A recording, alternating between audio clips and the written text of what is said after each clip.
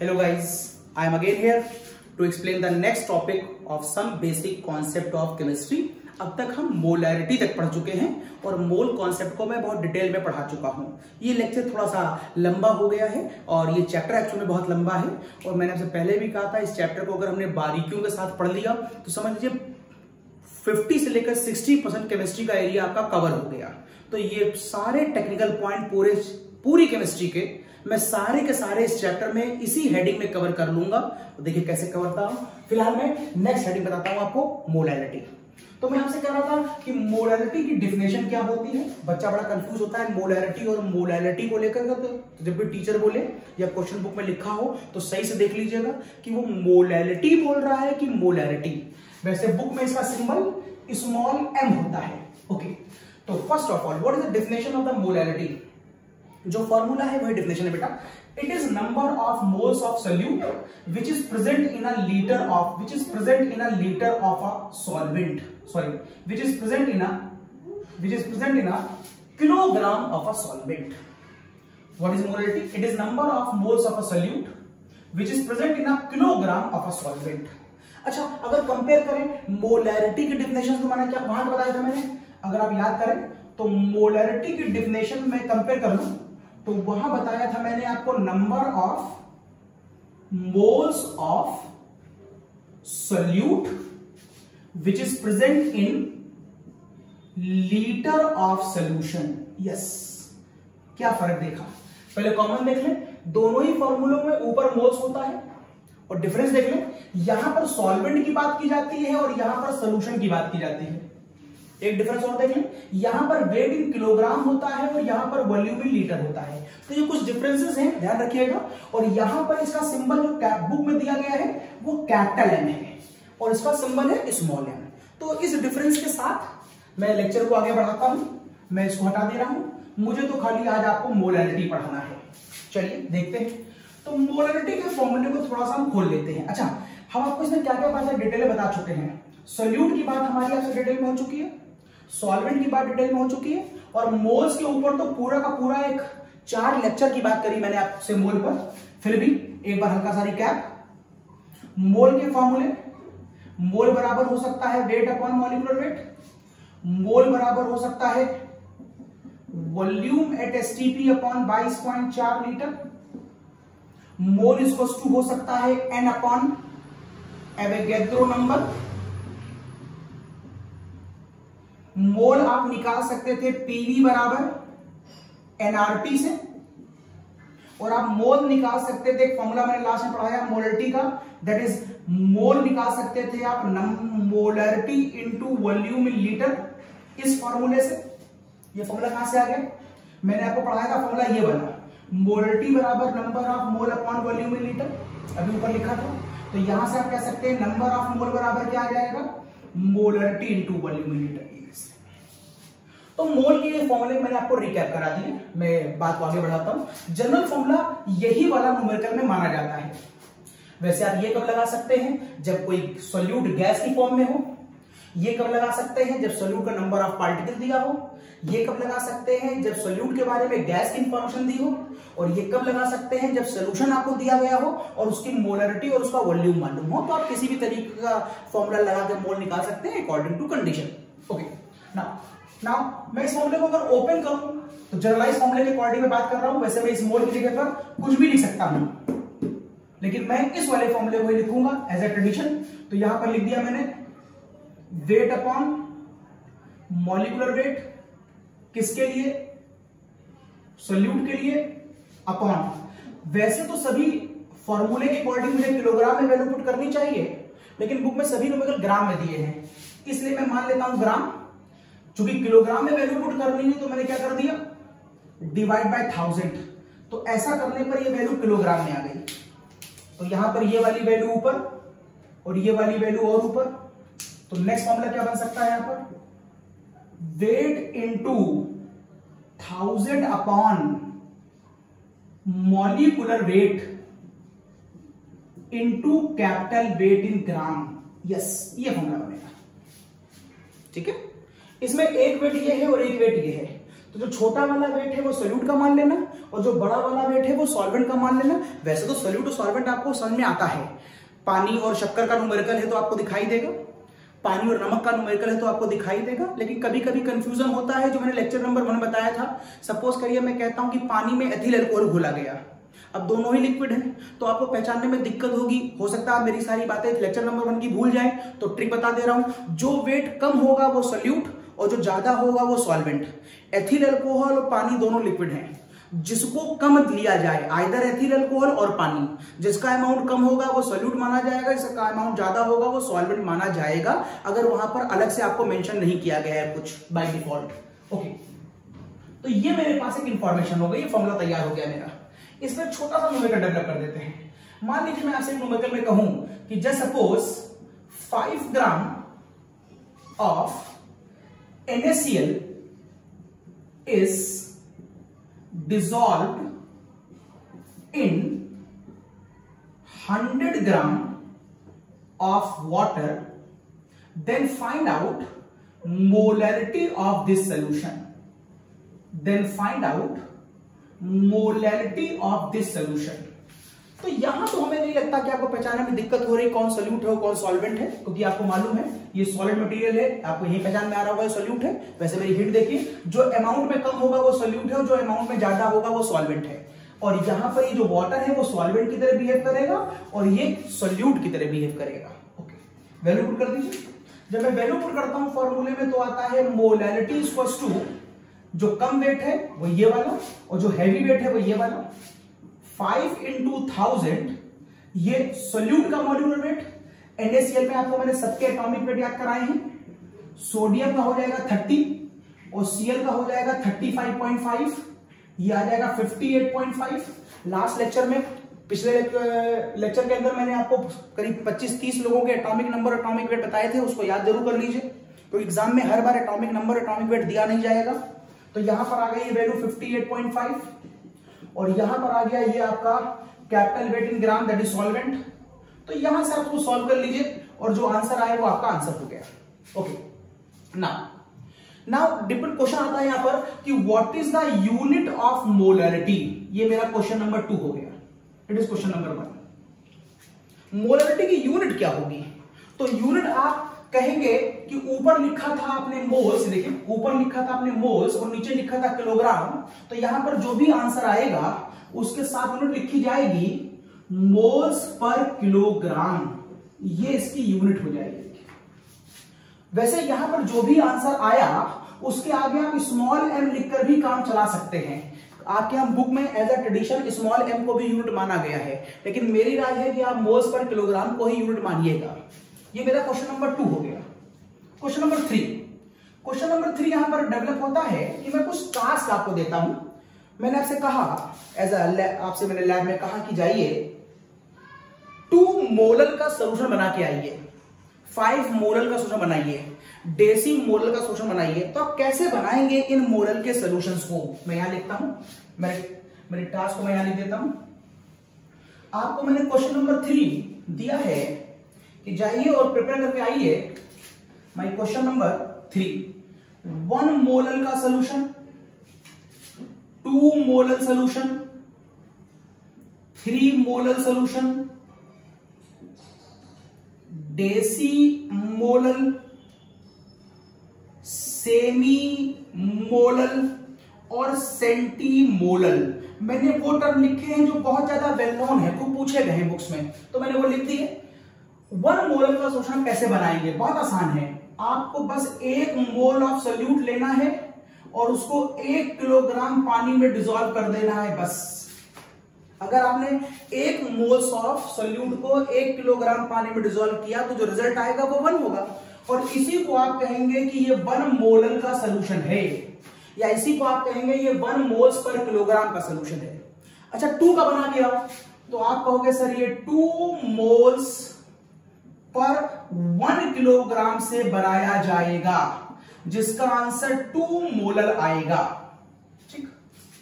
अच्छा, 3 का बना क्या? अब आप समझ गए होंगे, 3 मोल्स ऑफ सोल्यूट को 1 किलोग्राम पानी में डिसॉल्व कर दो, जिससे आंसर 3 मोलल आएगा। डेसी का मतलब 1/10 मोल्स ऑफ सोल्यूट को 1 किलोग्राम पानी में डिसॉल्व करिए, तो आंसर 1/10 मोलर आएगा, जिसे हम शॉर्ट में डेसी बोलते हैं। सेमी का मतलब 1/2 मोल्स को 1 किलोग्राम पानी में डिसॉल्व करो। सेंटी का मतलब है 1/2 मोल्स ऑफ सोल्यूट को 1 किलोग्राम पानी में डिसॉल्व कर दो। तो ये एक स्टैंडर्ड सॉल्यूशन है। ये मेरा क्वेश्चन नंबर 3 था। क्वेश्चन नंबर 1 फॉर्मूला क्या था, क्वेश्चन नंबर 2 यूनिट क्या थी, क्वेश्चन नंबर 3 ये कैसे बनाए जाएंगे, question number 4 that is very important, क्या ये टर्म टेम्परेचर डिपेंडेंट है या टेम्परेचर इंडिपेंडेंट है। तो देखिए मेरा क्वेश्चन नंबर 4, टेम्परेचर डिपेंडेंट और इनडिपेंडेंट की मैं बात करने जा रहा हूं। इट इज टेम्परेचर डिपेंडेंट और इंडिपेंडेंट। ओके, देखिए इस बात को समझने के लिए आप बहुत आसान सा लॉजिक ले लीजिए। मैं एक एक्सपेरिमेंट करके दिखाता हूं आपको। सपोज करिए कि मैंने 5 gram salt, table salt 100 gram water में डिसॉल्व कर दिया और ऊपर से इस वेसल को बंद कर दिया और ये एक्सपेरिमेंट 25 डिग्री पे किया। दूसरा experiment, same vessel having the same contents, 5 gram table salt which is dissolved in 100 gram of water and kept in a closed vessel. Now the difference only in both experiment of the temperature only. ये experiment में 25 पे कर रहा हूं और ये 75 पे कर रहा हूं। क्या फर्क आया होगा? फर्क ये आया होगा कि 25 डिग्री पर यहां से कोई पानी वेपराइज नहीं कर रहा होगा और कर भी रहा होगा तो बहुत कम, ना के बराबर। 75 डिग्री पर यहां से ठीक ठाक पानी वेपराइज कर रहा होगा और ये देखिए काफी पानी मैंने ऊपर तक दिखा दिया। तो मैं मान सकता हूं कि आपके मन में यह आ रहा होगा कि मान लीजिए इस 100 ग्राम में से थोड़ा सा पानी, 2-3 ग्राम पानी वेपराइज कर गया, उससे क्या होगा, चेक करते हैं उससे क्या होगा। अगर मैं यहां मोलरिटी निकालूं तो आप कहेंगे यहां पर ये 5 ग्राम था इंटू 1000 था, नीचे मॉलिक्यूलर वेट 58.5 था। सर आपने कहा कि यहां लगभग ना के बराबर पानी वेपराइज करा है, तो जो 100 ग्राम था वो 100 ग्राम रहेगा, तो आपने यहां 100 लिख दिया। एक आंसर यहां पर जो भी आना था वो आ गया। 75 पहली बार देखने में लगता है अगर पानी वेपराइज कर गया होगा तो यहां पर 73 बचा, सॉरी यहां पर 97 बचा होगा। तो आप क्या रखना चाहेंगे यहां पर 5 इंटू 1000 अपॉन 58.5 इंटू 97 रखना चाहेंगे आप यहां पर। पहली बार लगता है देखने में, लेकिन ऐसा करेंगे नहीं आप। क्यों? क्योंकि जो पानी यहां से ऊपर गया है ये पानी ऊपर जाकर वेसल पर टकराएगा और कंडेंस होकर के नीचे आएगा, और अगर ये कंडेंस होकर नीचे आएगा तो इस पूरे प्रोसेस में ओवरऑल वाटर का वेट चेंज नहीं होगा। अगर आप वाटर के वॉल्यूम की बात इस फॉर्मूले में कर रहे होते तो मैं मान लेता कि थोड़ा पार्ट अगर हवा में चला गया होगा, भले ही वो नीचे बाद में आ रहा हो, फिर भी यहां से पानी का वॉल्यूम बदल गया होगा क्योंकि थोड़ा सा पानी ऊपर चला गया है। लेकिन जब आप मास की बात करते हैं तो मास पानी का, चाहे वो लिक्विड फॉर्म में हो और चाहे वो गैस फॉर्म में हो, टोटल मास उसके अंदर चेंज नहीं माना जाएगा, टोटल मास उसका फिक्स है। दिस इज द कॉज यहां पर आप 97 नहीं, यहां पर आप 100 ही लिखेंगे, आप 100 ही लिखेंगे। मास के टर्म में वैल्यू चेंज नहीं होती। एक्सपेरिमेंट बंद बर्तन में बस ये खास रखिएगा, अगर आप बर्तन को ही खोल देंगे तो फिर पानी बाहर निकल जाएगा, फिर तो मास बदल जाएगा, फिर तो ये टेम्परेचर डिपेंडेंट स्पीशीज हो जाएगी। लेकिन फिलहाल देखिए टेम्परेचर के बदलने पर इन दोनों के आंसर नहीं बदल रहे, इसका मतलब मोलैरिटी एक टेम्परेचर इंडिपेंडेंट स्पीशीज होती है, इंडिपेंडेंट स्पीशीज होती है। तो ये आप ध्यान रखिएगा, it is a very important कि टेम्परेचर डिपेंडेंट है या इंडिपेंडेंट, ये टेम्परेचर पर डिपेंड नहीं करती। ओके, नाउ मोलरिटी भी थोड़ा सा बात को आगे बढ़ाते हैं। मोलरिटी की बात हमारी पूरी हो गई, हम इसको हटा रहे हैं और आगे बढ़ते हैं। तो हमें नेक्स्ट हेडिंग मिलती है मोलरिटी के बाद मोल फ्रैक्शन। अभी मोलरिटी में वापस आएंगे लेकिन मोल फ्रैक्शन को पढ़ने के बाद। तो मेरा नेक्स्ट टॉपिक होगा मोल फ्रैक्शन। तो अगर मैं आपसे बताऊं मोल फ्रैक्शन, जैसा कि नाम से ही क्लियर हो रहा होगा, मोलों का फ्रैक्शन। वैसे इसे x से रिप्रेजेंट किया जाता है, x और अगर किसी वेसल में दो लोग हैं, जस्ट सपोज ए और बी, इसमें एक सोल्यूट मान लीजिए और एक को सॉल्वेंट मान लीजिए, तो आप ये पाते हैं कि मान लिया मैंने इसके नंबर ऑफ मोल वेसल में ए है और इसके नंबर ऑफ मोल वेसल में बी है। अब आपको याद होगा नंबर ऑफ मोल 5 फॉर्मूले हैं, कोई जरूरी नहीं कि आपको सीधे नंबर ऑफ मोल दिए जाएं, आपके पास उन 5 फॉर्मूलों की हेल्प से आप कैसे भी नंबर ऑफ मोल निकाल सकते हैं। ओके, मान लीजिए आप बाय एनी हाउ आपने नंबर ऑफ मोल निकाल लिए, तो मोल फ्रैक्शन ऑफ ए का फॉर्मूला क्या हो जाएगा? जिसका नंबर ऑफ मोल निकालना है उसके नंबर ऑफ मोल ऊपर और टोटल नंबर ऑफ मोल नीचे, ये फॉर्मूला होता है। नंबर ऑफ मोल सीधे दिए हैं तो ठीक है, नहीं तो 5 फॉर्मूलों से कोई भी लगा दो। फॉर एग्जाम्पल मैं सपोज करो वेट का मानता हूं क्योंकि वो ट्रेडिशनल फॉर्मूला है, तो मैं कह सकता हूं वेट अपॉन मॉलिक्यूलर वेट ऊपर, वेट अपॉन मॉलिक्यूलर वेट नीचे, plus wait upon molecular wait नीचे। ये देखिए, ये वाला ए के लिए, ये वाला ए के लिए, ये वाला बी के लिए। तो यहां पर ये नंबर ऑफ मोल उन 5 में से किसी भी फॉर्मूले से निकाले जा सकते हैं। इवन तो बुक में आपके यहां ज्यादातर इसी के ऊपर दिया है, कंपटीशन में ये आप सोच रखिएगा कहीं से भी आ सकता है। तो बताइए एक्सबी की वैल्यू क्या हो जाएगी? तो आप कहेंगे एक्सबी की वैल्यू हो जाएगी NB upon NA plus NB. ये देखिए, जिसका नंबर ऑफ मोल निकालना है उसको ऊपर और मोल को नीचे।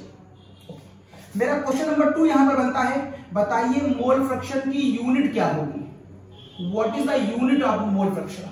चेक कर लीजिए, ऊपर मोल की यूनिट क्या आएगी? मोल, और नीचे मोल प्लस मोल की यूनिट क्या आएगी? मोल, और कैंसिल कर देंगे तो ये क्या हो जाएगा? कैंसिल कर देंगे तो ये हेडिंग यूनिट लेस हो जाएगी। यस, मोल फ्रैक्शन की अपनी कोई यूनिट नहीं होती।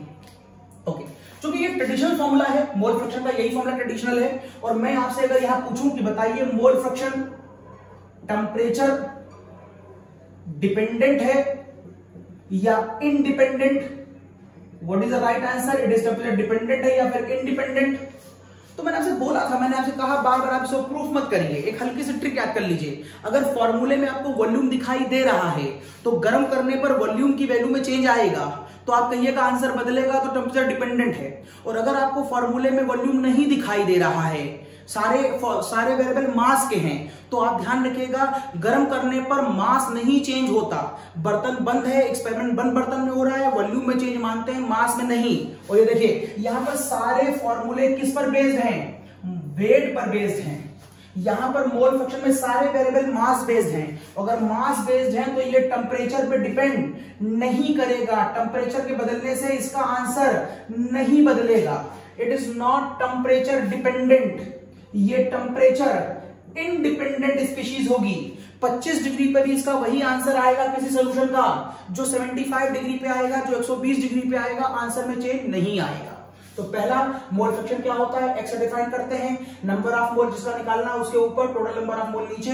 नंबर ऑफ मोल के 5 फॉर्मूले होते हैं, जो लगाना हो उसको यहां पर आप लगा सकते हैं। मोस्टली ट्रेडिशनल फॉर्मूला वेट वाला ही लेते हैं, इसी के बिहार पर मैंने आपको ये वाला आंसर बताया। यूनिट के क्रम में ऊपर भी मोल नीचे भी मोल कट जाएगा तो ये यूनिट लेस हो जाएगा। अब एक खास बात, आप ध्यान से देखिए, क्या एक्स और एक्सबी के बीच में भी कोई रिलेशन लगाई जा सकती है? हाँ, हो सकता है। क्या आप कह सकते हैं एक्स ए प्लस एक्सबी बराबर 1? क्या कह सकते हैं आप? चेक करिए। हाँ, मुझे लगता है कह सकते हैं। कैसे? अगर आप एक्स और एक्सबी की वैल्यू यहां से उठाएं और वहां पुट कर दें, तो एक्स की वैल्यू क्या हो जाएगी? Na upon Na plus NB, और एक्सबी की वैल्यू क्या हो जाएगी? NB upon Na plus NB. Okay, दोनों का एलसीएम ले लीजिए, तो यहां वैल्यू क्या आ जाएगी? Na plus NB. सॉल्व कर लीजिए, ऊपर वैल्यू क्या आएगी? मुझे लगता है ऊपर भी वैल्यू Na प्लस एनबी आ जाएगी, इधर से एनबी आ जाएगी, उधर से Na आ जाएगी, और आप दोनों को कैंसिल करेंगे तो वैल्यू कितनी आ जाएगी? 1। Yes, hence proved XA plus XB बराबर 1 होता है। सो व्हाट, प्रूव करने से क्या फायदा हुआ? फायदा हुआ, अगर आप कहते हैं कि XA प्लस XB बराबर 1 होता है, तो आप कह सकते हैं कि XA बराबर 1 माइनस XB हो जाएगा, या आप कह सकते हैं XB बराबर 1 माइनस XA हो जाएगा। तो आप इससे क्या फायदा हुआ? इससे फायदा ये हुआ कि लंबी लंबी कैलकुलेशन शॉर्ट हो गई। कैसे? अगर आप XA यहां से निकालेंगे तो wait upon molecular wait, wait upon molecular wait, wait upon molecular wait, एक लंबी चौड़ी कैलकुलेशन यहां करेंगे, और फिर दोबारा जब आप यहां पर वैल्यू पुट करेंगे तो फिर आपको करना पड़ेगा वेट अपॉन मॉलिक्यूलर वेट, यहां भी करना पड़ेगा वेट अपॉन मॉलिक्यूलर वेट, यहां भी करना पड़ेगा आपको वेट अपॉन मॉलिक्यूलर वेट। तो देखिए 2 बार ये कैलकुलेशन करने में बहुत समय लगेगा आपको। इवन तो यहां पर ऊपर ए के लिए था और यहां पर ये ऊपर किसकी बात कर रहे थे, बी की। तो आप केवल टाइम सेव करने के लिए एक बार आप लंबा चौड़ा क्वेश्चन कर लीजिए, दोबारा एक्सबी इस फॉर्मूले से निकालने की आवश्यकता नहीं है। अपने आंसर में से 1 माइनस कर दीजिएगा तो दूसरे वाले पार्ट का मोल फ्रैक्शन आ जाएगा। बस इसका इतना ही फायदा है। ओके, एक न्यूमेरिकल करके देख लेते हैं इसके ऊपर। देखिए एग्जांपल न्यूमेरिकल का हटा रहा हूं। अगर इस पे न्यूमेरिकल करके देखें, देखिए सपोज करिए एक वेसल के अंदर, एक न्यूमेरिकल ले लेते हैं एग्जांपल की फॉर्म में। सपोज करिए एक वेसल के अंदर वाटर है और उसके अंदर थोड़ी सी विस्की मिला दी गई है, और विस्की का मतलब एथिल अल्कोहल होता है। ये देखिए मैंने पानी ले लिया और थोड़ी सी विस्की ले ली, एथिल अल्कोहल, और मैंने मान लिया कि ये मेरे पास 36 ग्राम है और मैंने मान लिया ये मेरे पास 92 ग्राम है in this experiment. So find out what is the mole fraction of water and what is the mole fraction of ethyl alcohol, ये क्वेश्चन है। तो first of all you have to write the formula of the mole fraction of water बराबर number of mole of water upon water plus ethyl alcohol। Then you have to find out the number of mole of water। तो number of mole of water का formula उसका weight upon उसका molecular weight. पानी का given weight कितना है 36, आपको मैं एटॉमिक वेट बता चुका हूं, उससे आपने मॉलिक्यूलर वेट निकाल लिया होगा 18, O का 16, 1H का 1, 2H 16। तो यहां से नंबर ऑफ मोल कितने आए 2। Number of mole of ethyl alcohol क्या आ रहा होगा, फिर से formula wait upon molecular wait. इस बार वेट कितना गिवन है 92। आपको मैंने सब पे वेट एटॉमिक वेट दिखा चुके हैं, वहां से आप कॉपी कर लेंगे, वहां से आप निकालेंगे। तो इसका मॉलिक्यूलर वेट चेक कर लो 46 आएगा। कितने कार्बन है 2, एक कार्बन का 12 होता तो 2 कार्बन का 24 हो जाएगा। H 3 4 5 और एक 6, एक H का 1 तो 6H का 6, ऑक्सीजन का 16 एक बार है तो 16, सबका सम कर लीजिए तो 6 4 10, सबका सम करिए 46 आएगा। ये आ जाएगा वेट अपॉन मॉलिक्यूलर वेट। इत्तेफाक से यहां से भी वैल्यू 2 आ गई। ओके, तो बताइए मोल फ्रैक्शन ऑफ वाटर क्या आएगा। आपने कहा था इसका मतलब number of mole of water plus water और एथिल अल्कोहल, वैल्यू पुट कर दीजिए। ये 2 है और नीचे भी 2 आया था दोनों का, ये भी 2 ये भी 2, तो यहां से आंसर आ जाएगा 2/4। ये तो बहुत आसान सा फॉर्मूला बन गया। ये 0.5 मोल आ गया, 0.5 मोल फ्रैक्शन आ गया। अगर वाटर का मोल फ्रैक्शन 0.5 आया तो दोबारा ये सारी गुणा भाग आप एथिल अल्कोहल के लिए मत करिए, सीधे कह दीजिए दिस प्लस इसका सम 1 होता है। तो अगर ये 0.5 है तो ऑब्वियस ये भी 0.5 होगा, तभी सम 1 आएगा। तो इस तरीके से आप दोनों के आंसर निकाल ले जाएंगे। एग्जाम्पल दिया है, बाकी बुक में है, आप बिल्कुल प्रैक्टिस करते रहेंगे। और जो कोई किसी खास न्यूमेरिकल में कोई दिक्कत हो तो मुझे आप चैट बॉक्स में जरूर अपनी एक रेफरेंस या क्वेश्चन भेजिएगा, तो मैं उसको दोबारा सॉल्व करके वीडियो बना के आपको भेज दूंगा। हटा रहा हूं। अब मोल फ्रैक्शन और मोलैलिटी के साथ क्या कोई रिलेशन हो सकती है? हाँ, हो सकती है। What is the relation, question लिख ले, व्हाट इज द रिलेशन। ये नेक्स्ट क्वेश्चन हो गया, what is relation between molality and mole fraction. वैसे इस पर बेस्ड न्यूमेरिकल्स जो हैं वो कंपटीशन में ही पूछे गए हैं, एक आध न्यूमेरिकल कोई आपकी टेक्स्ट बुक में भी दिया हुआ है। मैं सीधे फॉर्मूला बता सकता हूं आपको, सीधे उसको अप्लाई करके उसका आंसर आ जाता है। जैसे मैं पहले फॉर्मूला लिख दे रहा हूं। इन दोनों में जो रिलेशन का फॉर्मूला है वो है 1000 x1 upon x2 into molecular weight of 2। Yes, this is the relation between the molality and mole fraction, जहां पर 1 का मतलब सोल्यूट से है और दोनों नीचे के 2 हैं, और 2 का मतलब सॉल्वेंट से है। लेकिन आपके मन में एक बात जरूर आएगी कि एक बार जान लें कि फॉर्मूला आया कहां से। और ये फॉर्मूला बहुत छोटे 2-3 स्टेपों में ड्राइव हो सकता है, आपको डेरिवेशन याद नहीं करना है, लेकिन एक बेटर आपके दिमाग में होना चाहिए कि ये फॉर्मूला आया कहां से। देखिए कैसे आया, मैं हल्के से हिंट दिखाता हूं आपको। मोलैलिटी का बेसिक फॉर्मूला क्या है? मोलैलिटी का फॉर्मूला है basic number of moles of solute, और सोल्यूट को आप नंबर 1 नाम के देके आए हैं। सोल्यूट को आपने नंबर 1 नाम दिया। अपॉन आप कह सकते हैं capital weight in kilogram of solvent, और सॉल्वेंट को आपने नंबर 2 नाम दिया है, तो ये हो गया 2। ये बेसिक फॉर्मूला है। चलिए इसे हम कुछ चेंज करते हैं। मुझे ऊपर मोल फ्रैक्शन लाना है 1 का, तो मोल फ्रैक्शन कब आता है? जब आप किसी के नंबर ऑफ मोल को टोटल नंबर ऑफ मोल से डिवाइड करते हैं। इसमें टोटल का मतलब क्या है? एक मोल है सोल्यूट का और एक मोल हम निकाल सकते होंगे सॉल्वेंट का, मतलब 2 नंबर ऑफ मोल हैं। तो इट इज बेटर कि आप इस फॉर्मूले में, तो आप इस फॉर्मूले को ऐसे लिखें, आप कहें number of mole of 1 that is solute, और यहां पर नीचे लिखा हुआ है आपके पास weight in kilogram of solvent that is this. तो मैं करता क्या हूं, इस वाले नंबर ऑफ मोल को इस वैल्यू से डिवाइड कर देता हूं, that is N1 plus N2 से, number of mole of solute plus solvent. देखिए ऐसा करते ही ये जो टर्म है ये मोल फ्रैक्शन बन जाएगा। और किसका बनेगा? ऊपर वाले का। देखिए x1 आ गया। लेकिन जब आप इसको डिवाइड करेंगे तो इसको न्यूट्रलाइज करने के लिए आप एक काम करिए, नीचे आकर के इसको भी आप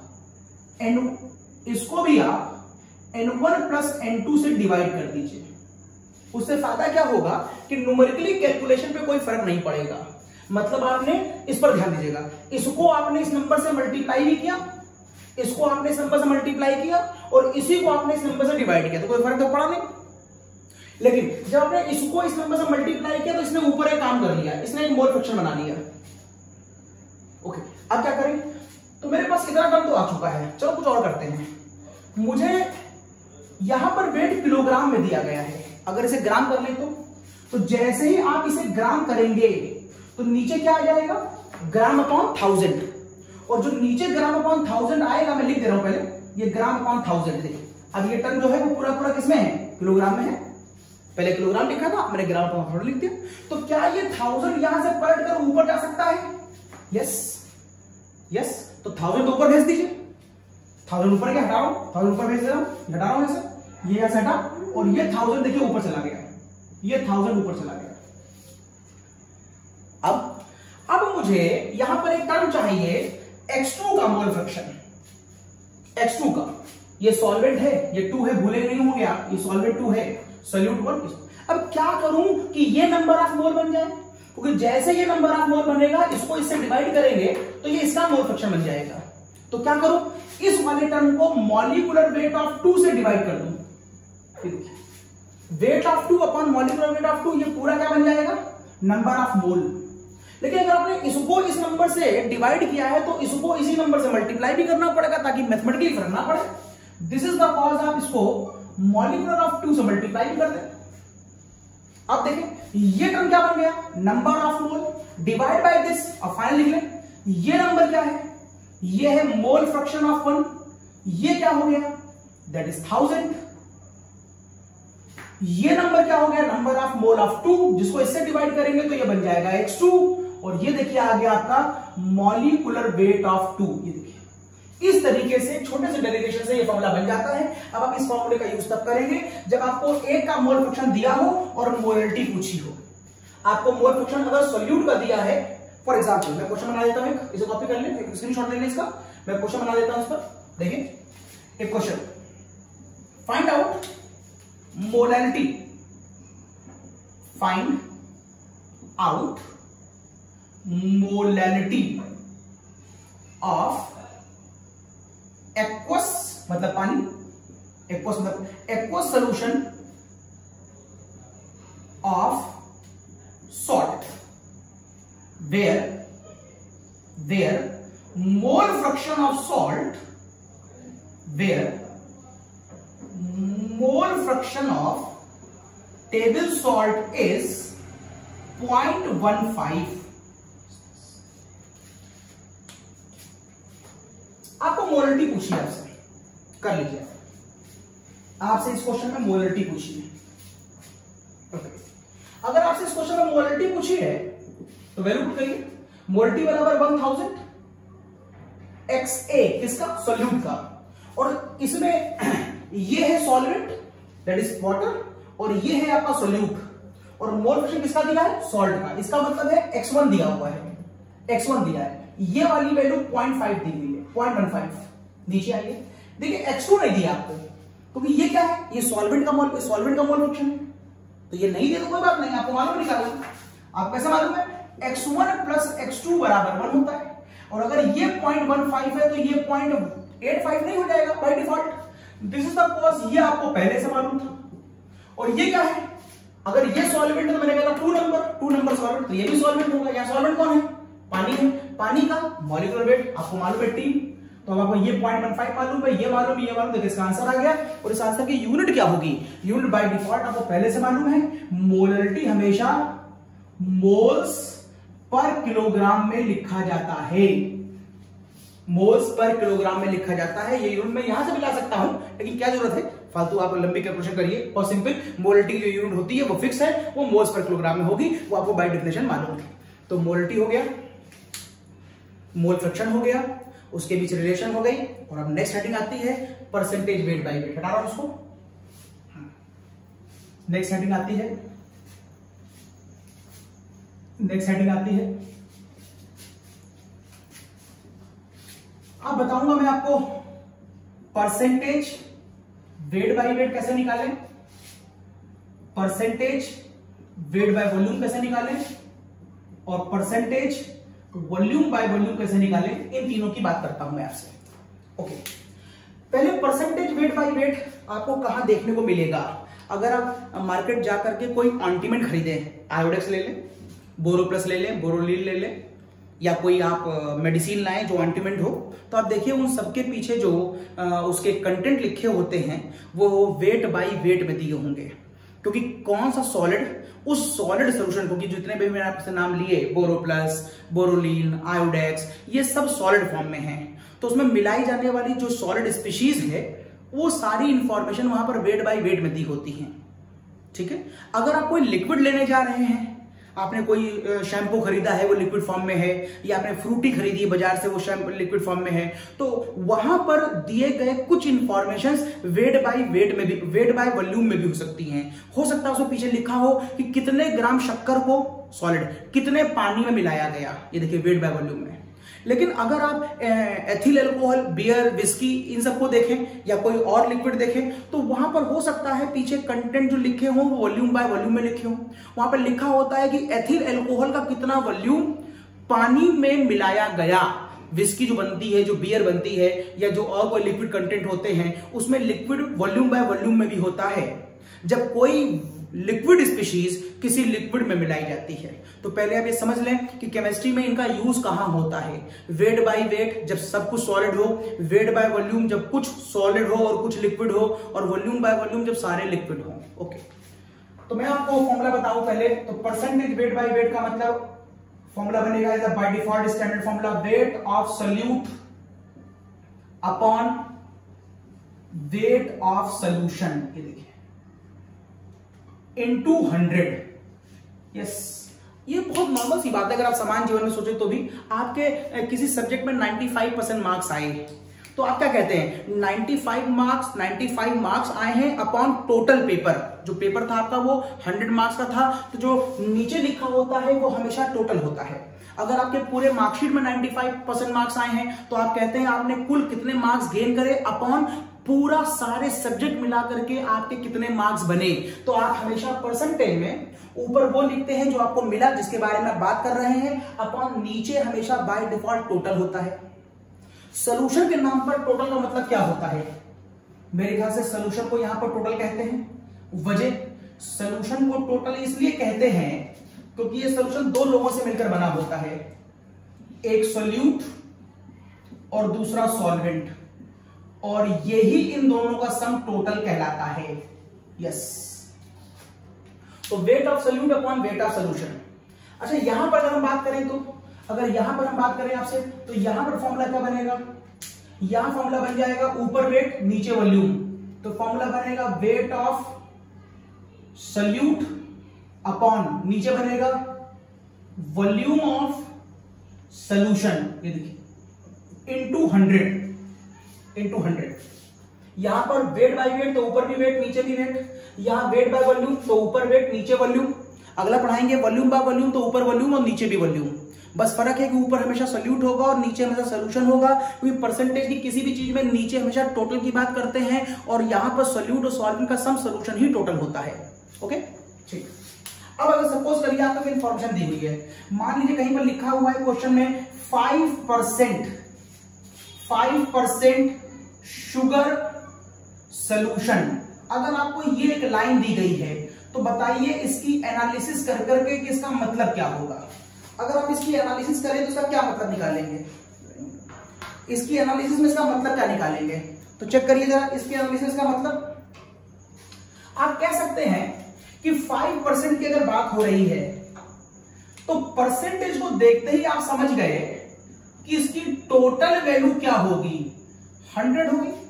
अगर मैंने आपसे कहा कि 95% आपने मार्क्स गेन करे हैं तो इसका मतलब क्या होगा।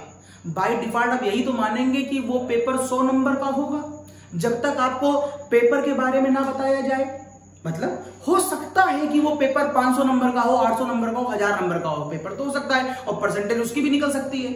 लेकिन मैं कह रहा हूं कि जब तक आपको मैं ये ना बताऊं कि वो टोटल पेपर कै नंबर का है तब तक आप बाय डिफॉल्ट उस पेपर को 100 मार्क्स का ही तो मानते हैं। तो यहां पर भी आपको करिएगा, जैसे मैंने लिखा 5%, आप बाय डिफॉल्ट टोटल वैल्यू 100 मान लीजिए कि पेपर 100 नंबर का है और टोटल यहां पर आप क्या लेते हैं, टोटल आप यहां पर 100 लेते हैं। क्वेश्चन में ही कहा गया है वेट बाय वेट, यहां भी 5% जो लिखा है वो वेट बाय वेट लिखा है। तो आप तुरंत बताइए ये जो टोटल लिया है वो सोल्यूशन है। तो जो 100 लिखा है परसेंटेज की वजह से ये 100 ग्राम लिखोगे कि 100 ml लिखोगे, ऑब्वियस सी बात है।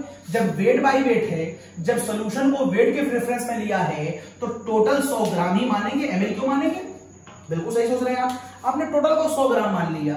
अब 5% उसमें शुगर है तो बताइए इसमें शुगर का अमाउंट कितना मानोगे। मेरे ख्याल से आपको समझ में आ रहा होगा, इसे 5 ग्राम मानना चाहिए। बिल्कुल ठीक है।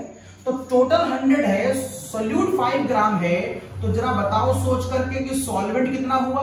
तो ये देखिए सॉल्वेंट कितना हुआ, अगर यहां पर देखिए इन दोनों का सम आप कहते थे सोल्यूशन है। अब आप ये कह रहे हैं कि ये टोटल वैल्यू 100 है, शुगर आप कह रहे हैं कि यहां पर 5 है, तो क्या आप सॉल्वेंट नहीं निकाल पाएंगे, इसको उधर ले जाइए तो क्या हो जाएगा 100 माइनस 5।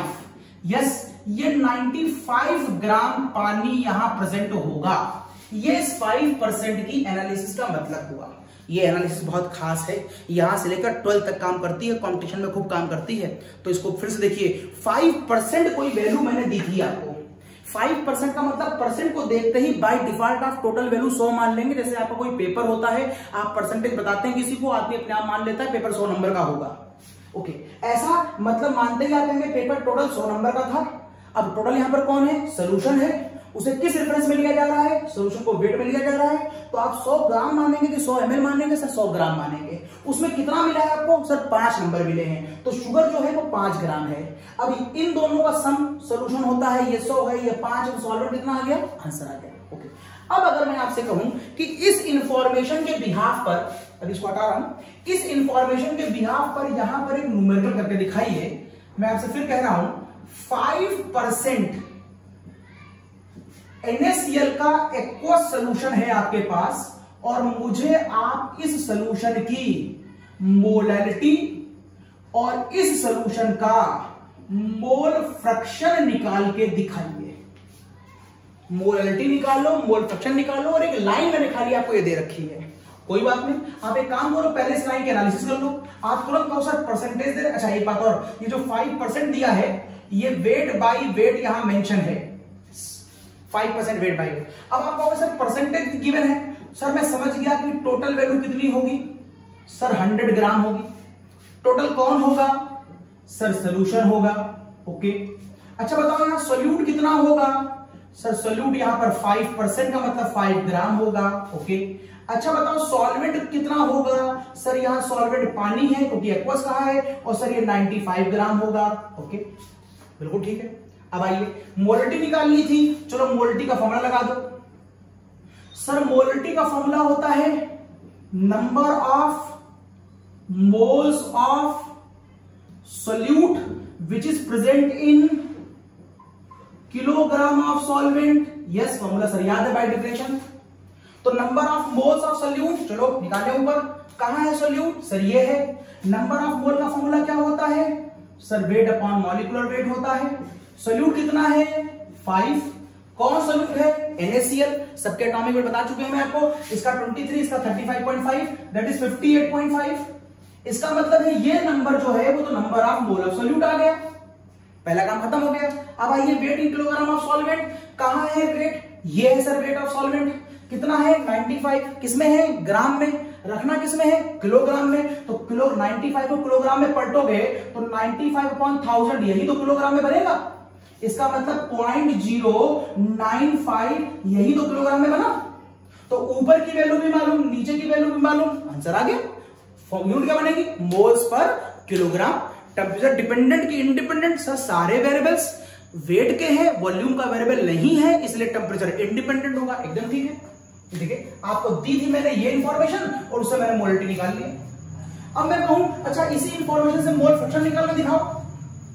देखिए मोल फ्रैक्शन, अगर मैं आपसे कहूं कि आप मुझे इसमें टेबल सॉल्ट का मोल फ्रैक्शन निकाल के दिखाओ इसी क्वेश्चन में, तो टेबल सॉल्ट का मोल फ्रैक्शन का मतलब हो जाएगा number of mole of NaCl upon number of mole of NaCl plus number of mole of water.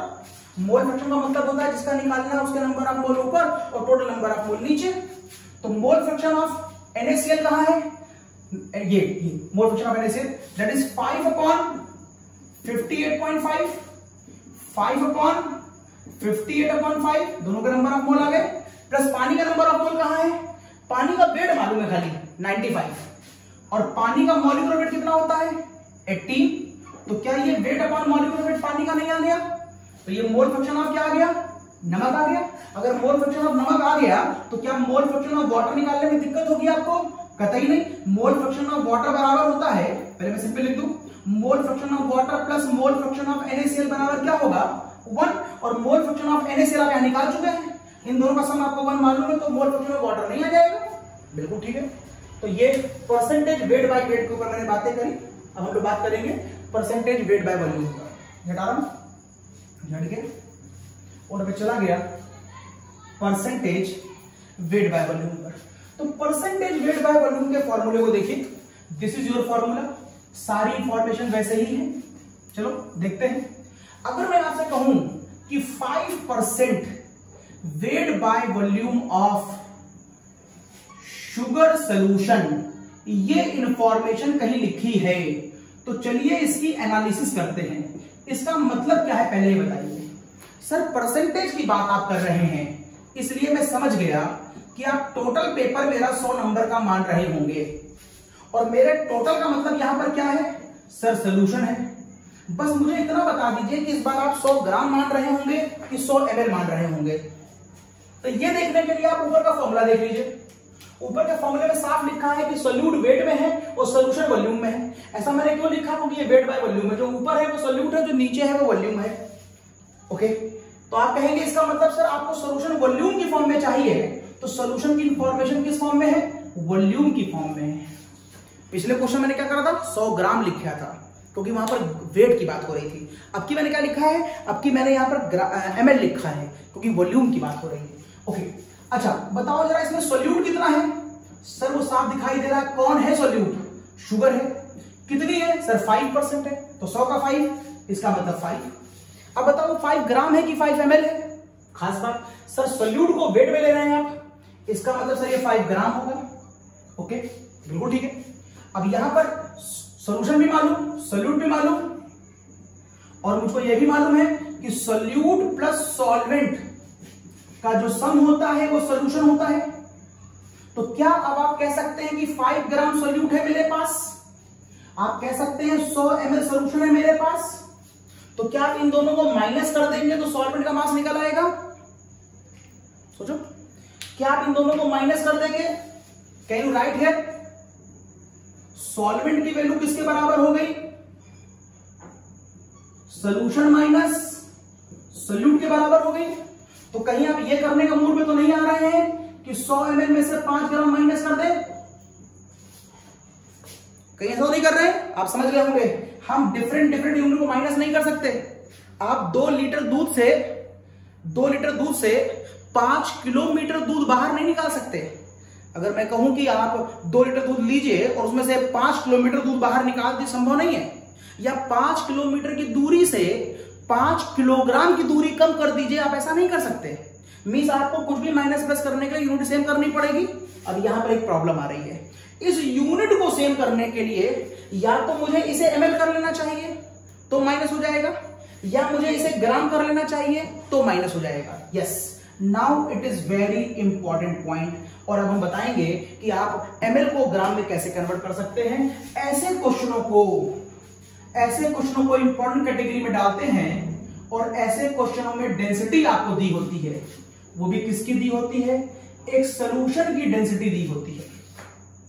क्योंकि यहां पर मैं इस सॉल्यूशन की बात करने जा रहा हूं, और इस ml को किसमें कन्वर्ट करने जा रहा हूं, ग्राम में, with the help of density. आपने टर्म सुना होगा डेंसिटी का, डेंसिटी बराबर होता है मास अपॉन वॉल्यूम। अब चूंकि डेंसिटी आ गई है तो डेंसिटी को मैं भी डिटेल में एक्सप्लेन करूंगा, फिलहाल मैं अपना काम पूरा कर दूं पहले। तो डेंसिटी बराबर मास अपॉन वॉल्यूम, तो मास बराबर क्या हो सकता है, डेंसिटी इंटू वॉल्यूम। ये फॉर्मूला मैं किस पे लगाने जा रहा हूं, ये फॉर्मूला मैं सोल्यूशन पे लगाने जा रहा हूं। मतलब मास सोल्यूशन का, डेंसिटी सोल्यूशन की, और वॉल्यूम भी सोल्यूशन का, ये सबको सोल्यूशन के लिए। तो मान लेता हूं कि इस क्वेश्चन के अंदर मुझे डेंसिटी दी गई थी 1.6 ग्राम पर सेंटीमीटर क्यूब। मान लीजिए इस क्वेश्चन में सोल्यूशन की डेंसिटी मुझको ये दी गई थी, तो आप वैल्यू पुट कर दीजिए 1.6 ग्राम पर सेंटीमीटर क्यूब, और वॉल्यूम सोल्यूशन का कहां है, वॉल्यूम सोल्यूशन का 100 ml, that is centimetre cube. 1 ml बराबर 1 सेंटीमीटर क्यूब होता है, अभी बताऊंगा मैं आपको। 1 ml बराबर 1 सेंटीमीटर क्यूब। यस, तो यहां से सेंटीमीटर क्यूब चला जाएगा, तो वैल्यू बचेगी 160 ग्राम। ये किसका मास आ रहा है, जिसकी डेंसिटी थी, जिसका वॉल्यूम था। सोल्यूशन की डेंसिटी, सोल्यूशन का वॉल्यूम, तो मास किसका आया, तो ये मास भी सोल्यूशन का आया। मींस आप कह सकते हैं ये 100 ml किसके बराबर है, 160 ग्राम के बराबर है। कब, जब डेंसिटी 1.6 ग्राम पर सेंटीमीटर क्यूब दी गई हो। जब डेंसिटी 1.6 ग्राम पर सेंटीमीटर क्यूब दी गई हो। अब अगर यहां पर 160 आ गया तो यहां से क्या माइनस कर देंगे आप, 5। अगर आप यहां से 5 माइनस कर देंगे तो क्या बचेगा, 155 ग्राम। ये देखिए सॉल्वेंट का मास 155 ग्राम आ गया कि नहीं आ गया। तो इस न्यूमेरिकल में आपको डेंसिटी दी होती है, और उस डेंसिटी को यूज करके आप इन दोनों को माइनस करके सॉल्वेंट का मास निकाल सकते हैं। और अगर डेंसिटी ना दी गई हो और आप प्रॉब्लम में फंसे हो तो उन न्यूमेरिकलों की डेंसिटी बाय डिफॉल्ट आप 1 मान लीजिएगा। अगर किसी न्यूमेरिकल में देख के लगता है कि बिना डेंसिटी के न्यूमेरिकल नहीं हो सकता, मुझे डेंसिटी की इंफॉर्मेशन को देनी चाहिए थी, तो आप न्यूमेरिकल में डेंसिटी पानी की मान लेते हैं वहां पर 1, तो 1 मान करके आप न्यूमेरिकल को सॉल्व कर लीजिएगा। ओके, हटा रहा हूं और अब बता रहा हूं नया टर्म आया डेंसिटी। तो मैं आपको डेंसिटी एक्सप्लेन करूंगा कि उसमें डेंसिटी है क्या, क्योंकि आप डेंसिटी सुनते तो हैं, न्यूमेरिकल तो लगाते हैं, लेकिन डेंसिटी को समझते नहीं कि उसका मतलब क्या है, वो समझाना क्या चाहती है। देखिए डेंसिटी, चलिए मैं डेंसिटी की बात करता हूं, फिर मैं आगे चलूंगा परसेंटेज वॉल्यूम बाय वॉल्यूम की तरफ। Okay, density. तो साहब डेंसिटी का मोटा मोटा मतलब, जैसे ही मेरे सामने आज के बाद कभी डेंसिटी टर्म आएगा, आज के बाद जब भी मेरे सामने डेंसिटी आएगा, आप कहेंगे सर फॉर्मूला तो होता है मास अपॉन वॉल्यूम, और मास हम लेते हैं ग्राम में और वॉल्यूम लेते हैं हम सेंटीमीटर क्यूब में, इसीलिए डेंसिटी की यूनिट ग्राम पर सेंटीमीटर क्यूब होती है। वैसे आप इसे किलोग्राम पर लीटर भी बोल सकते हैं, लेकिन हम लोग केमिस्ट्री के अंदर ग्राम पर सेंटीमीटर क्यूब में ही पढ़ाएंगे आपको। ओके, अब what is meaning of this, जरा मीनिंग समझिए। पानी की डेंसिटी आप बोलते हैं 1 ग्राम पर सेंटीमीटर क्यूब है, मैं जानना चाहता हूं कि क्या मतलब है इसका। और आप मरकरी की डेंसिटी बोलते हैं 13.6 ग्राम पर सेंटीमीटर क्यूब है। इवन ये भी लिक्विड है, ये भी लिक्विड है, लेकिन मैं मतलब समझ नहीं पा रहा हूं कि क्या मतलब है। आप समझिए मतलब क्या है।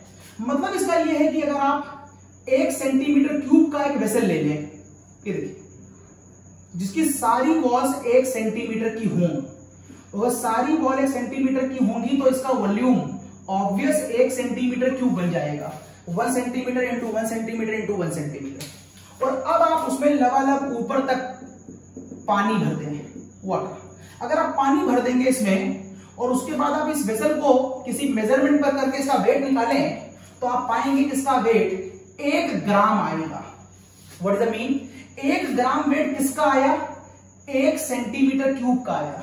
ये जो रिलेशन आती है कि 1 सेंटीमीटर क्यूब में उसका वेट कितना है, 1 सेंटीमीटर क्यूब का अगर पीस निकाल लिया जाए पानी का तो उसका वेट कितना आएगा, उसका वेट 1 ग्राम पर सेंटीमीटर क्यूब आएगा। ये पानी की डेंसिटी कहलाती है। ये मतलब होता है डेंसिटी का। या अगर आप मरकरी ले लें, एक वेसल ले लें, ये देखिए, और उस वेसल में वही 1 सेंटीमीटर क्यूब ले लें, ये भी 1 सेंटीमीटर, ये भी 1 सेंटीमीटर, और अब की आप इसके अंदर मरकरी भर दें, अब की आप इसके अंदर मरकरी भर दें।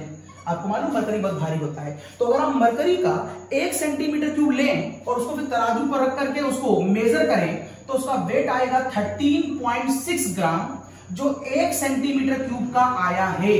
ये उसकी डेंसिटी कहलाएगी। तो ये डेंसिटी का मतलब होता है। इस पेन की डेंसिटी निकालनी है, मान लो ये पेन पूरा सॉलिड है, लोहे की रॉड मान लो, इसकी डेंसिटी निकालनी है तो आप इस लोहे की रॉड का 1 सेंटीमीटर क्यूब का एरिया काट लीजिए, 1 सेंटीमीटर क्यूब का, और उस 1 सेंटीमीटर क्यूब के उस एरिया को जाकर तराजू में तौल लीजिए।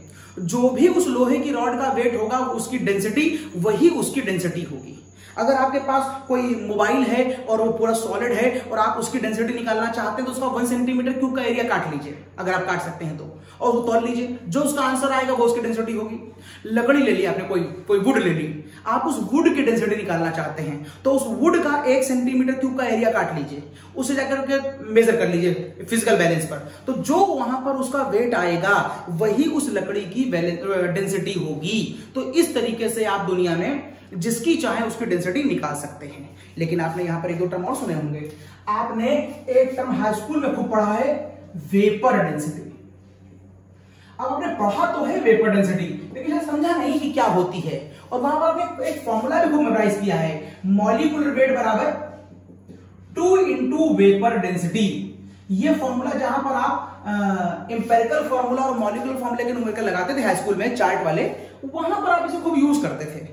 लेकिन ये फॉर्मूला है क्या, ये बताता क्या है, वेपर डेंसिटी क्या होती है, चलिए समझते हैं। देखिए डेंसिटी तो आपको मैं पढ़ा चुका हूं, बस वेपर ही तो बतानी है। वेपर डेंसिटी का मतलब है मैं अब गैस की डेंसिटी की बात कर रहा हूं। अभी थोड़ी देर पहले मैं आपसे सॉलिड की डेंसिटी की बात कर रहा था, लिक्विड की डेंसिटी की बात कर रहा था। अगर मैं आपसे गैस की डेंसिटी की बात करूं तो गैस की डेंसिटी हमेशा एक स्टैंडर्ड पैरामीटर के रिस्पेक्ट में निकाली जाती है, और वो स्टैंडर्ड पैरामीटर होता है H2 गैस। इसका मतलब है अगर आपको किसी गैस की डेंसिटी निकालनी है तो फॉर्मूला बनेगा वेपर डेंसिटी बराबर डेंसिटी ऑफ, फॉर्मूला बनेगा डेंसिटी ऑफ अननोन गैस, मतलब जिसके बारे में आप पता करना चाहते हैं, unknown gas upon density of H2 gas. ये देखिए, अगर आप किसी गैस की डेंसिटी निकालना चाहते हैं तो उस गैस की डेंसिटी H2 के रिस्पेक्ट में निकाली जाएगी, और उस समय जो आंसर आएगा वो कहलाएगी वेपर डेंसिटी। वेपर डेंसिटी का मतलब है गैस की डेंसिटी। एक शर्त है कि वो हमेशा H2 के रिस्पेक्ट में निकाली जाती है। अब इस फॉर्मूले से ये आंसर कैसे आ गया, आओ चेक करते हैं। डेंसिटी का फॉर्मूला बताओ। आपने कहा है डेंसिटी का फॉर्मूला होता है मास अपॉन वॉल्यूम, जो बेसिक फॉर्मूला है। डेंसिटी का फॉर्मूला मास अपॉन वॉल्यूम। नीचे ये किसके लिए है, ये एक अननोन गैस के लिए है, ये एक अननोन गैस के लिए है। नीचे आओ, नीचे भी डेंसिटी है, इसका फॉर्मूला क्या होगा, यहां पर भी मास अपॉन वॉल्यूम, लेकिन किसके लिए है ये H2 गैस के लिए है। ये देखिए mass upon volume, mass upon volume. अब चूंकि हम चाहते हैं कि ऊपर और नीचे सिमेट्रिकल फॉर्म में चीज को मेजर किया जाए, तो सिमेट्रिकल फॉर्म में मेजर करने के लिए आप एक काम करिए, आप एक फिक्स वेसल ले लीजिए, आप एक फिक्स वेसल ले लीजिए, फिक्स, और उस फिक्स वेसल में एक बार अननोन गैस भरिए और एक बार H2 गैस भरिए, और भर करके उसे तराजू पर तौल लीजिए। जो उसका मास आए वो आप यहां पर रख दीजिएगा। लेकिन यहां पर एक काम करते हैं, जो फिक्स वॉल्यूम लिया गया यहां पर इस एक्सपेरिमेंट में, वो फिक्स वॉल्यूम वाला जो बर्तन था उसका वॉल्यूम 22.4 लीटर लिया गया। ये खास बात थी इस एक्सपेरिमेंट में। वो वेसल, वो वॉल्यूम जिसमें इन गैसों को भरा गया मेजर करने के लिए, उसका वॉल्यूम 22.4 लीटर था। और अगर आप मोल कॉन्सेप्ट ना भूले हो तो आपको याद होगा कि 22.4 लीटर गैस अगर STP पर ले ली जाए, ये एक्सपेरिमेंट STP पे हो रहा है, तो उसका जो मास होता है वो हमेशा मॉलिक्यूलर वेट के बराबर होता है, क्योंकि 22.4 लीटर गैस किसके बराबर होती है, 1 मोल। 22.4 का मतलब है 1 मोल, और 1 मोल का जो मास होगा वो मॉलिक्यूलर वेट होगा। फिर समझिएगा, यहां पर जो गैस ली जा रही है जिसका मुझे मास नापना है उसको पहले एक बर्तन में भरना है। तो बर्तन का वॉल्यूम क्या लिया गया 22.4 लीटर। यहां पर जो H2 गैस ली गई जिसका मास नापना है उसको भी एक बर्तन में भरा गया जिसका वॉल्यूम क्या लिया गया 22.4 लीटर। अब ऐसा करने पे क्या हुआ, ऐसा करने पे हुआ ये कि वेपर डेंसिटी बराबर, अगर आप इस वॉल्यूम को 22.4 ले रहे हैं, 22.4 लीटर, वो भी कहां पर एसटीपी पर, तो जो ऊपर मास आएगा वो मॉलिक्यूलर वेट कहलाएगा इस कॉन्सेप्ट से। इसका मतलब है ऊपर आ गया molecular weight of unknown gas upon, ये हो गया 22.4 लीटर। नीचे आओ, यहां पर मास H2 गैस का मॉलिक्यूलर मास क्या होता है, H2 गैस को अगर तुम 22.4 लीटर बर्तन में भरोगे, मतलब 1 मोल भरोगे, तो उसका वेट कितना आएगा मॉलिक्यूलर वेट, और H2 का मॉलिक्यूलर वेट 2 होता है, तो यहां पर 2 आ जाएगा। और बर्तन कितना लिया था वेसल 22.4 लीटर, तो ये 22.4 ये 22.4 चला गया, तो मॉलिक्यूलर वेट बचा 2 बचा और वेपर डेंसिटी बची। तो यदि आप इसे क्रॉस मल्टीप्लाई कर दे तो कह सकते हैं आप molecular weight of unknown gas is equals to 2 into vapour density. Molecular weight of unknown gas is equals to, भाई ये टर्म यहां चला गया होगा और ये टर्म यहां चला गया होगा, तो क्या बचा होगा, तो यहां बचा होगा वेपर डेंसिटी बराबर molecular weight of unknown gas, unknown gas यहां पर चला गया है 22.4 लीटर, ये ऊपर, नीचे बचा है 22.4 लीटर और ये बचा है 2, तो ये 2 चला गया, तो मॉलिक्यूलर वेट बराबर 2 इंटू वेपर डेंसिटी नहीं हो गया।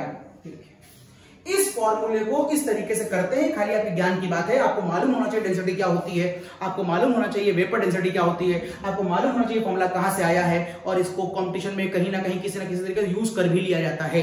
अब आपने एक टर्म और सुना होगा, एक आपने रिलेटिव डेंसिटी सुनी होगी, बताता हूं अभी, और एक टर्म आपने और सुना होगा स्पेसिफिक ग्रेविटी। अब ये स्पेसिफिक ग्रेविटी क्या होती है, चलिए हटा रहा हूं उसको। अब देखिए साहब स्पेसिफिक ग्रेविटी क्या होती है।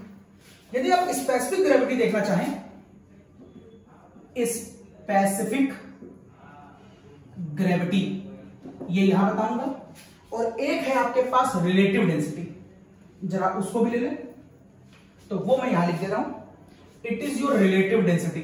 तो जितने भी टर्म डेंसिटी के टर्म में है आपके पास, मैंने सारे आपको यहां पर लिख दिए, एक ही बार में डेंसिटी की बात समझ में आ जाए।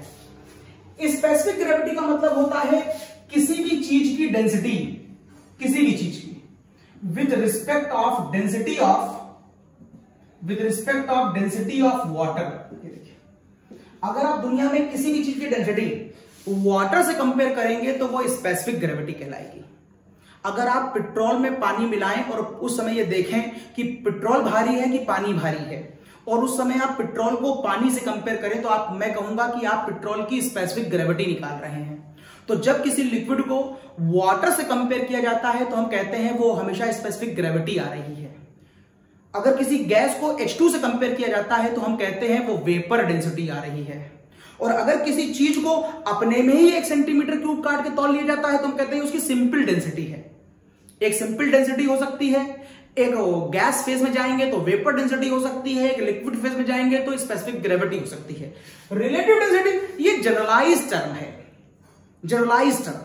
अगर आप मेरी डेंसिटी निकालना चाहें और मेरी डेंसिटी हाथी कंपेरिजन में निकालना चाहें तो अब हम लोग स्टैंडर्ड पैरामीटर में नहीं आते। अब मेरी डेंसिटी हाथी कंपेरिजन में रिलेटिव डेंसिटी है, उसकी डेंसिटी मेरी डेंसिटी। अगर आप मेरी डेंसिटी किसी पत्थर के कंपेरिजन में निकालना चाहें, बहुत बड़ी चट्टान है, तो मैं कहूंगा रिलेटिव है। मेरी डेंसिटी आप अपने से निकाल लीजिए, हमारी आपकी अपनी कंपेयर कर लीजिए, रिलेटिव है। इस पेन की डेंसिटी इस मेज के कंपेरिजन में कंपेयर कर लीजिए, रिलेटिव है। तो जब कोई भी 2 अननोन ले लिए जाए और उनकी डेंसिटी कंपेयर की जाए तो वो रिलेटिव है। पानी से लिक्विड कंपेयर करोगे तो स्पेसिफिक ग्रेविटी है, गैस को H2 गैस से कंपेयर करोगे तो वेपर डेंसिटी है। अगर उसको खाली अपने में ही 1 सेंटीमीटर क्यूब लगा के तौल लोगे तो वो केवल डेंसिटी है। तो मैंने डेंसिटी की बात आपको बता दी। अब हम लोग नेक्स्ट नंबर पढ़ते हैं, परसेंटेज वॉल्यूम बाय वॉल्यूम। हटा रहा उसको, परसेंटेज वॉल्यूम बाय वॉल्यूम। ये देखिए, परसेंटेज वॉल्यूम बाय वॉल्यूम का फॉर्मूला हो जाएगा weight of solute, sorry volume of solute upon volume of solution. ये देखिए बहुत अच्छा टॉपिक है, बहुत अच्छा टॉपिक है।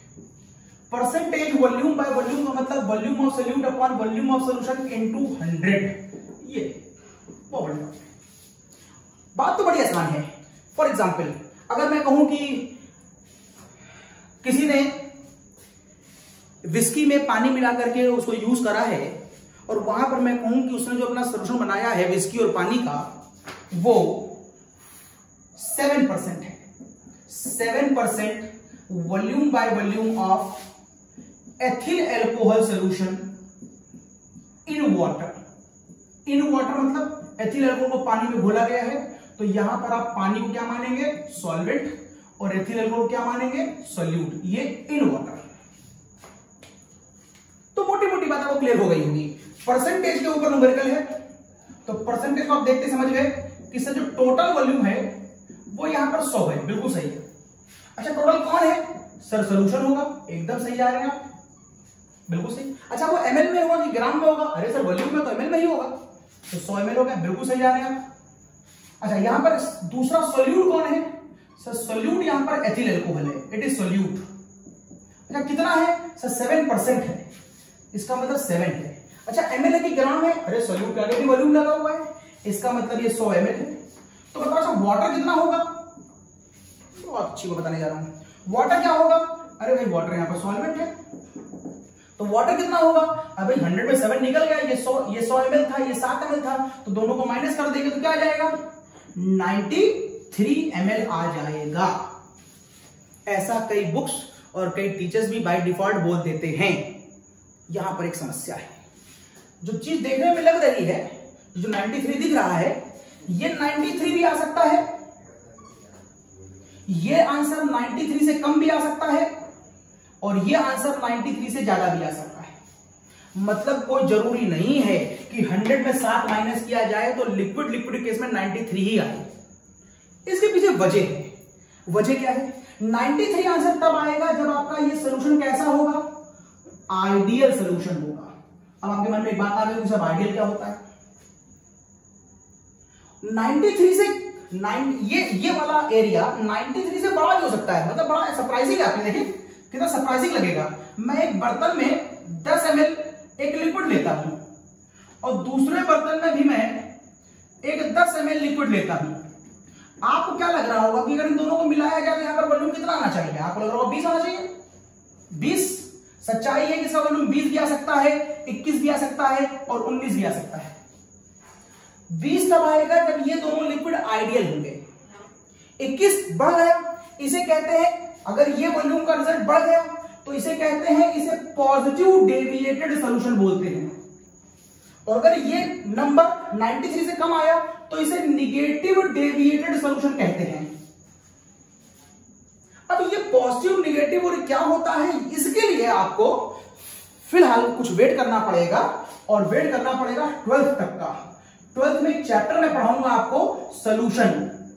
अगर आप अभी देखना चाहते हैं, अभी पता करना चाहते हैं, अभी आप एक्साइटेड हैं मुझे अभी बताइए, तो आप एक काम करिए, 12th के प्लेलिस्ट में मेरा एक लेक्चर पड़ा हुआ है, सोल्यूशन चैप्टर में जाइएगा, प्लेलिस्ट में जाइएगा, वहां पॉजिटिव और निगेटिव डेविएशन सोल्यूशन मैंने पढ़ाए हैं, और वहां पर इनकी डिटेल स्टडी मैंने बताई है। अगर अभी देखना चाहते हैं तो वहां से लिंक करके आप देख लीजिए, नहीं तो मैं आपको 12th में बताऊंगा।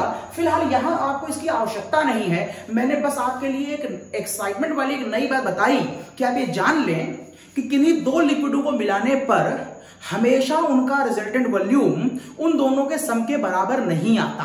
ये कभी कम भी होता है, कभी ज्यादा भी होता है, और कभी बराबर भी होता है।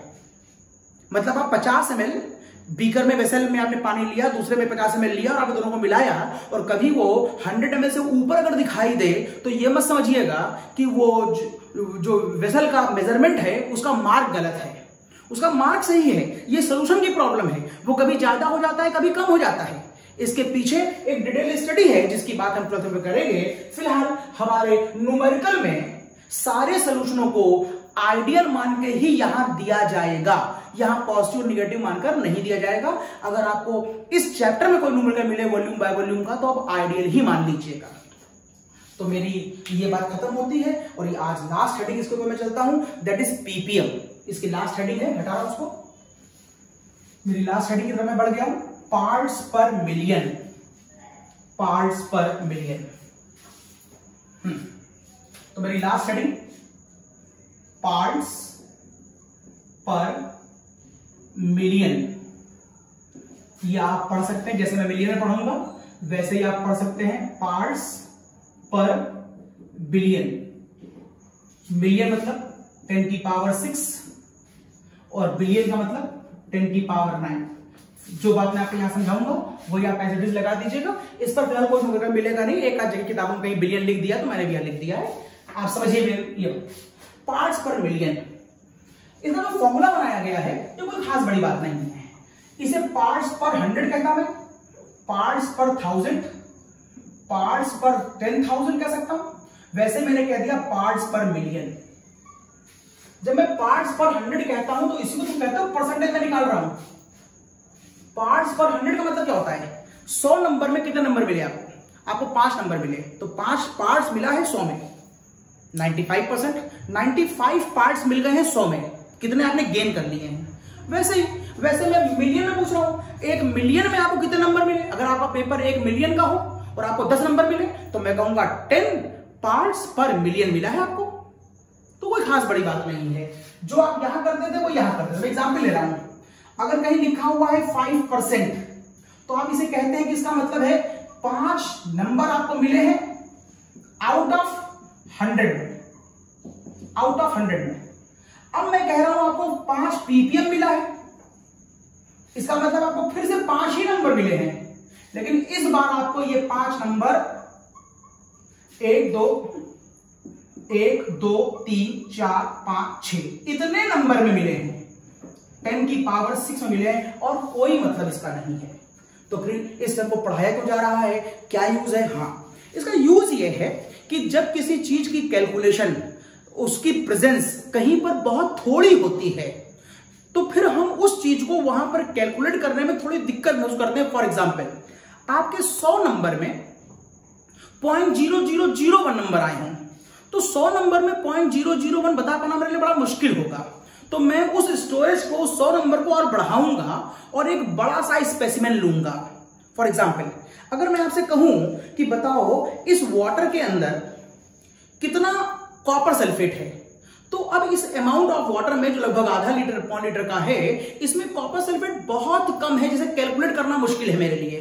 तो मैं क्या करूंगा, इस पानी का अमाउंट बढ़ा दूंगा। अब आधा लीटर या 1 लीटर ना लेकर के मैं इसे 10 की पावर 6 लीटर लूंगा, और उस 10 की पावर 6 लीटर जब मैं बढ़ाऊंगा तो ऑब्वियस इसके अंदर कॉपर का अमाउंट भी बढ़ेगा। इसमें कॉपर बहुत कम था, हाई स्पेसिमेन में कॉपर का अमाउंट ज्यादा होगा, जिसको मैं आसानी से कैलकुलेट कर पाऊंगा। तो ऐसे केसेस में मैं पीपीएम का यूज करता हूं। प्रैक्टिकली कहां करता हूं?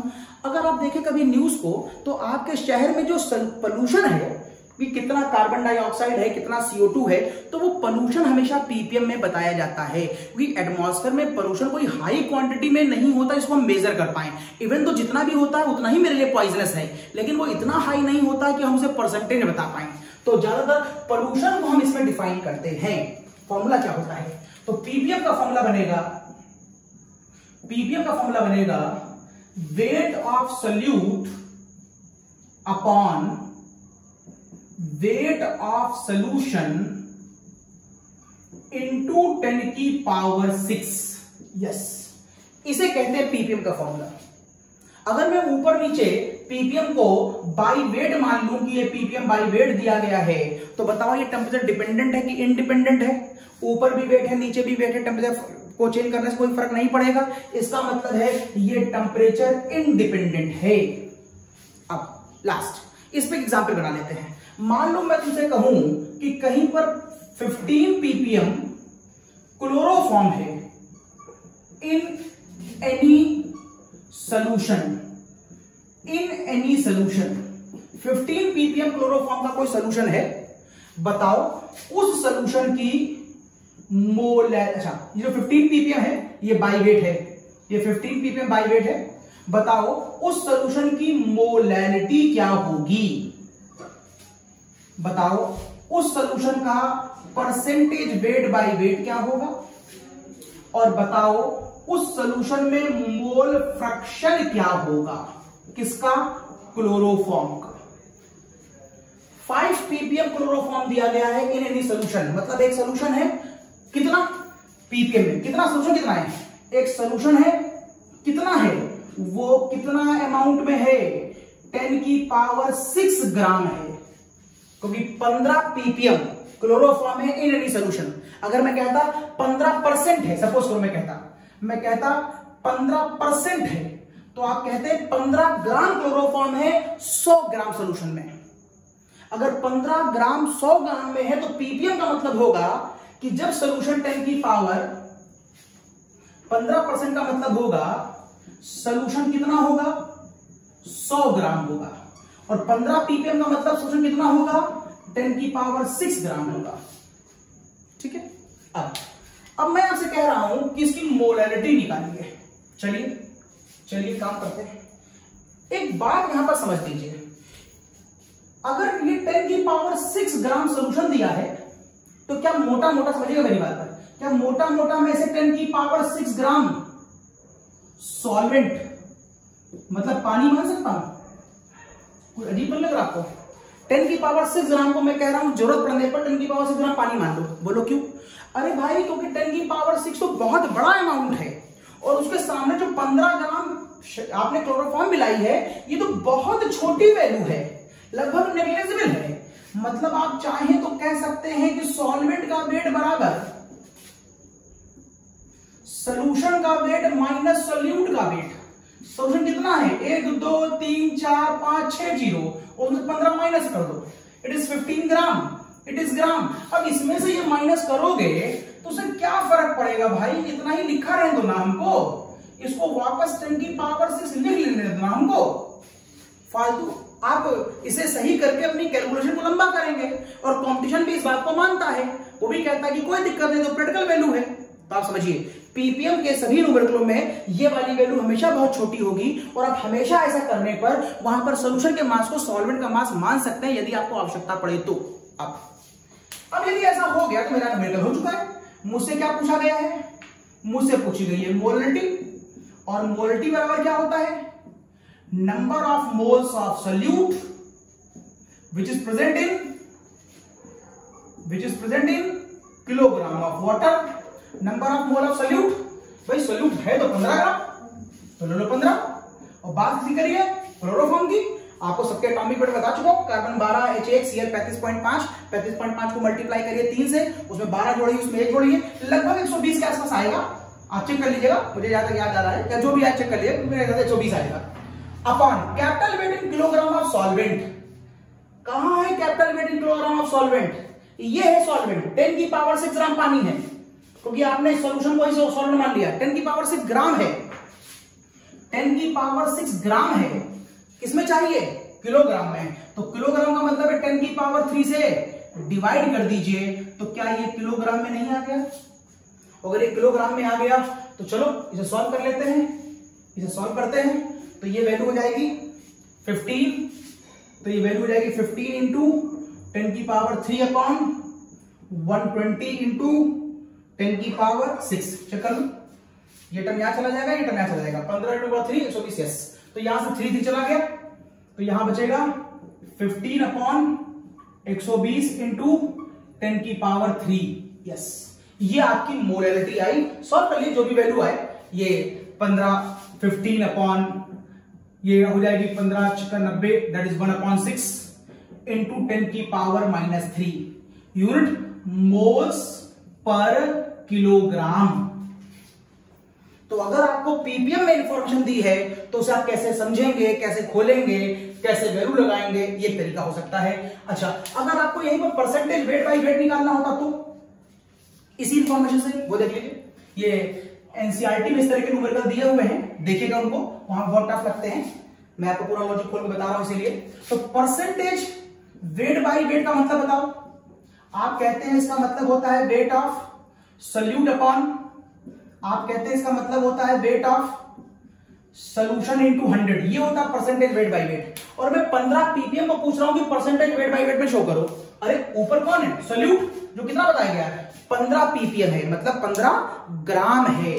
तो ये देखिए, ये ऊपर हो गया 15 ग्राम।